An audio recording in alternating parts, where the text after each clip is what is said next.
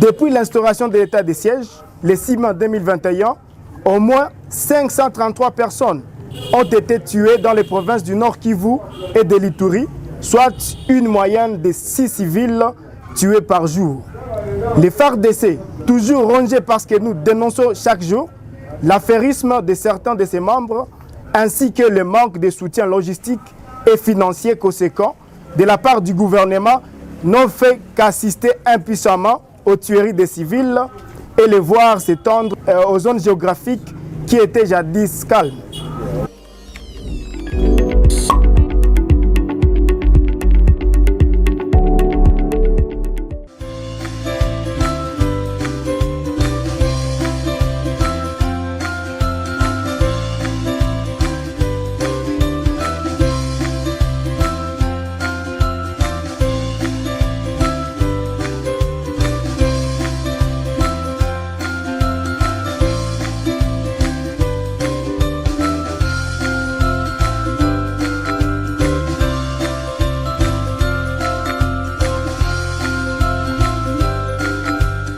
Bonsoir et bonjour partout où vous nous suivez au monde. Si la chaîne de télévision Cheda TV, vous êtes au Canada, vous êtes aux États-Unis, vous êtes en Europe, vous êtes en Afrique, en RDC, au Rwanda et au Congo et dans d'autres pays en Afrique du Sud. Aujourd'hui, nous accueillons la Lucha,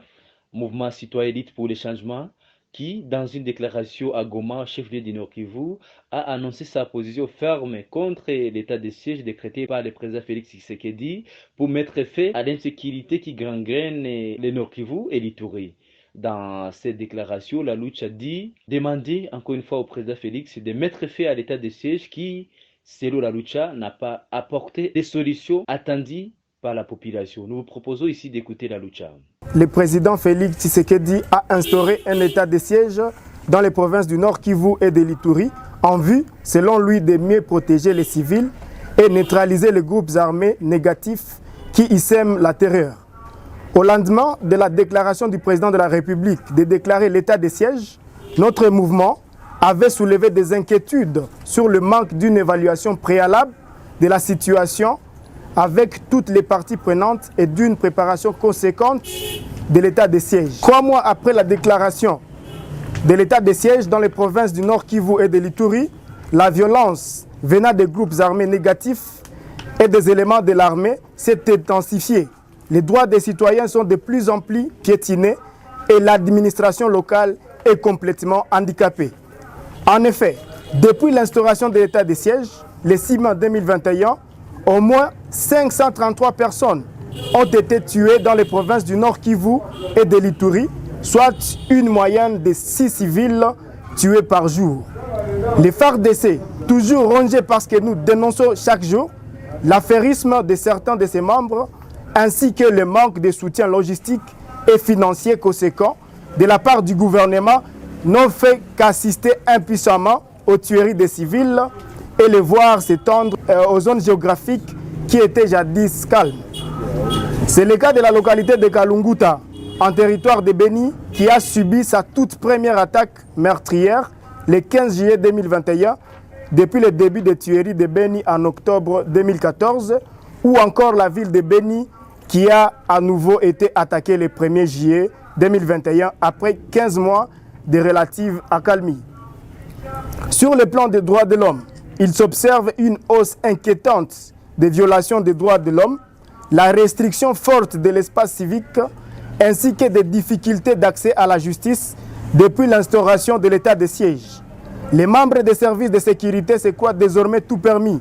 et n'hésitent pas d'arrêter, de torturer, d'imposer des frais illégaux aux citoyens pour les faits non infractionnels. Les libertés publiques sont carrément mises en veilleuse et toutes les voix discordantes sont vigoureusement réprimées par un puissant arsenal militaire visiblement préparé à taire toute protestation contre la persistance de l'insécurité plutôt que taire l'insécurité elle-même.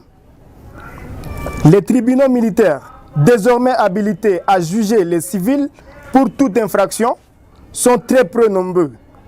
sans moyens et personnel suffisants, et ne présentent pas suffisamment de garanties d'une justice équitable, indépendante, rapide et impartiale. Sur le plan de la gouvernance locale, l'état de siège a complètement normalisé les dysfonctionnements de l'État,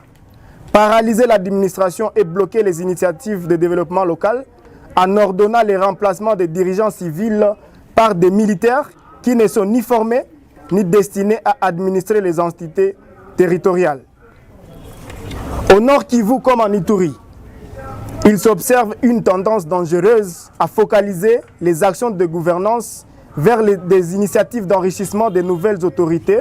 sur le dos des paisibles citoyens dont le pouvoir économique a été largement affaibli par des années de conflits.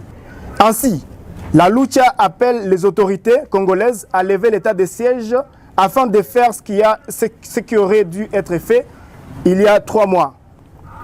Une évaluation transparente, sans complaisance et avec la participation des populations affectées. Dès la semaine prochaine, la Lucha lancera une série de manifestations pacifiques à travers le pays, Nord Kivu et Ituri y compris, en vue d'exiger une réponse étatique plus appropriée à la situation sécuritaire à l'est de la RDC, qui ne cesse de se détériorer. Il faut dire que la Lucha est l'un des mouvements citoyens pro-démocratie qui est actif en RDC et composé essentiellement par des jeunes, a contribué à la lutte contre le 3e mandat voulu par l'ancien président de la République démocratique du Congo, Joseph Kabila Kabange. Aujourd'hui, la Lucha est parmi des organisations de la société civile qui prônent la démocratie en RDC, qui aujourd'hui tend vers les élections de 2023. Goma, Baraka Mouniamfora héritier pour IGHTV.